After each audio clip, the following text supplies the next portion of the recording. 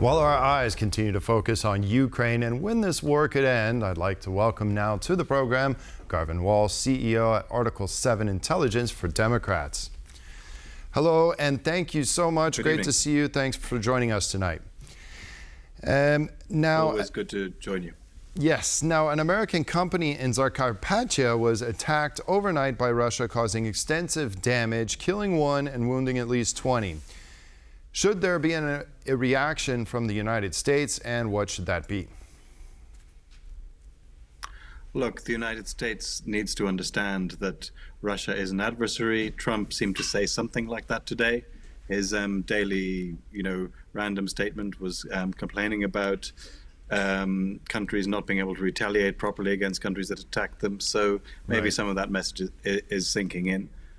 Right. I mean, actually, we they've got have to- that. Can we put that up real quick, just for our viewers? It is very hard, if not impossible, to win a war without attacking an invader's country. It's like a great team in sports that has a fantastic defense, but is not allowed to play offense. There is no chance of winning. It is like that with Ukraine and Russia.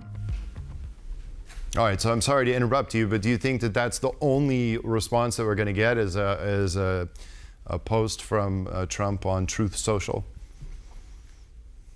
Look, I think probably he seems to change his mind depending on what gets him the most attention at any moment in time.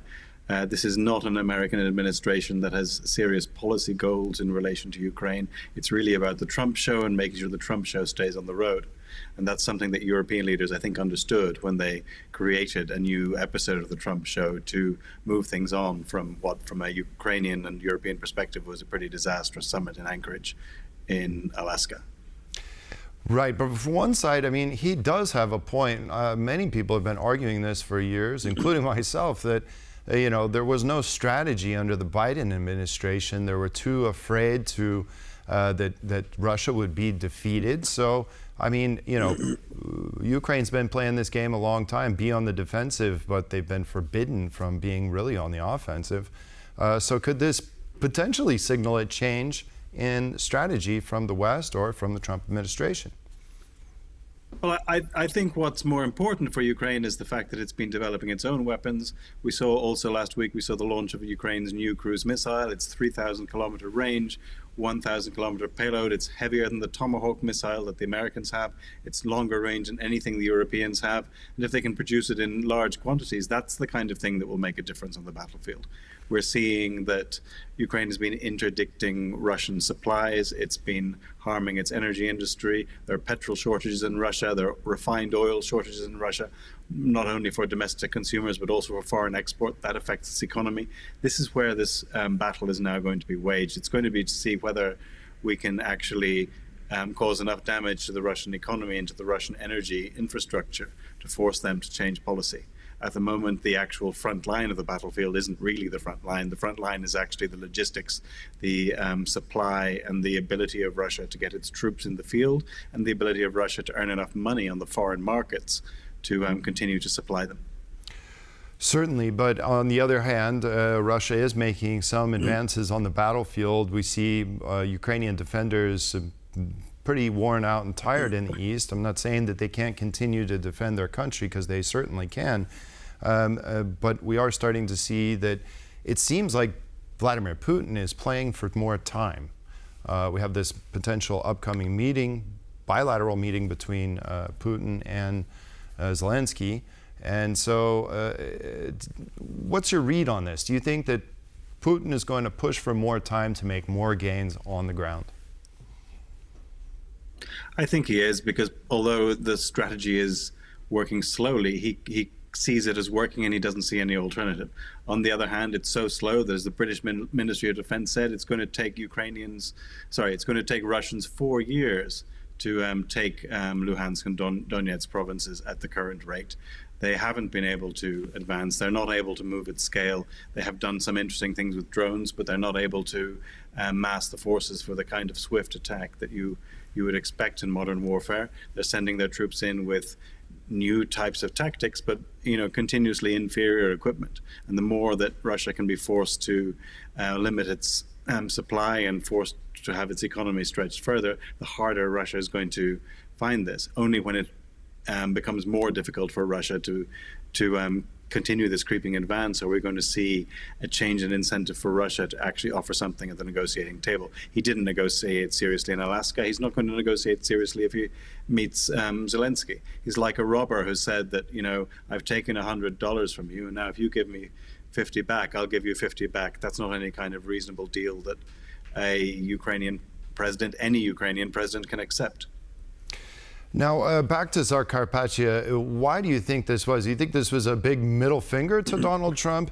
And, it just so happens that you have the largest Hungarian minority in that part of the country. So it seems odd why actually Putin would strike it there. Yeah, I don't think we should add too much logic to the specific selection of targets that the Russians have. They send a lot of missiles in, a lot of them get intercepted.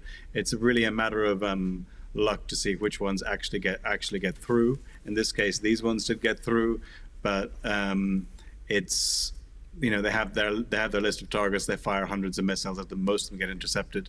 It's not quite that they have a decision to target this particular factory this particular day. They'll have banks of targets. They'll see what gets through. It's not the kind of high precision signaling that you're suggesting. Russia doesn't have that capability. Ukraine's air defenses are too strong for that. Yes. Now, moving on, another fascinating story today was the arrest of Sergei K. in Italy, who is going to be extradited for blowing up the Nordstream pipelines to Germany. On this story, is it more? Do we know that Ukraine and Ukraine intelligence is responsible for this? Many people are also thinking that the United States and potentially its intelligence services may have been responsible. It's always hard to tell with intelligence services operations. People can be working for several people. We can do a lot of speculation. The important thing is the Nord Stream pipeline was destroyed, is not operational, and that's got to be a good thing for the Ukrainian war effort. It's got to be a bad thing for Russia's attempts to bypass Central and Eastern Europe in its gas supplies. And overall, I think it's a good thing that that pipeline isn't working. I agree with you. How do you think Germany is going to pursue this case? Because some inconvenient details may come out. There are many inconvenient details about Germany's relationship with the Nord Stream program.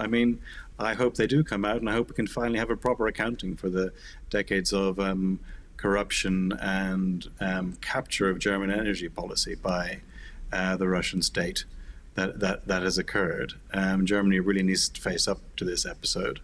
And if these things do come out in a trial, I think that will help us all understand what serious mistakes Germany made in its energy policy and its geopolitics, and how these mistakes were mistakes that were also moral mistakes. They were serious corruption was involved, and it might be too much to hope that the people responsible will be brought to justice, but at least some of this can finally come out in public. Yes, and another recent development here in Poland is this Russian drone that flew into the country. It blew up. It caused minor damage to some buildings and no injuries or anything like that. But we see this vast uptick in hybrid attacks and these drones that are coming into NATO airspace. How should we respond to this continuing Russian threat? And I'll ask you to be brief because we're almost out of time. I think we need to respond a bit cleverly and asymmetrically. So we could put in orders for the new Ukrainian cruise missile. We could station them in other places around Europe. We could continue to support the Ukrainian armed forces. Russia is trying to keep us off balance a bit. Again, they're sending lots of drones. They'll see which ones get through. They're not always tremendously accurate. Their hybrid pressure has been going on for at least the last 20 years. We have to continue being vigilant. But we have to learn that the best response to Russian tactics isn't always to do exactly what they're doing to us, but to do something different that hurts them where they have their weak points, and their weak points right now are economic. Definitely. All right, Garvan Walshe, CEO at Article 7, Intelligence for Democrats. Thank you so much for joining us tonight. Appreciate it. Thank you. Thank you so much for having me. And that concludes this edition of World News Tonight. Thank you all for watching. Have a wonderful evening, and we'll see you next time. Good night.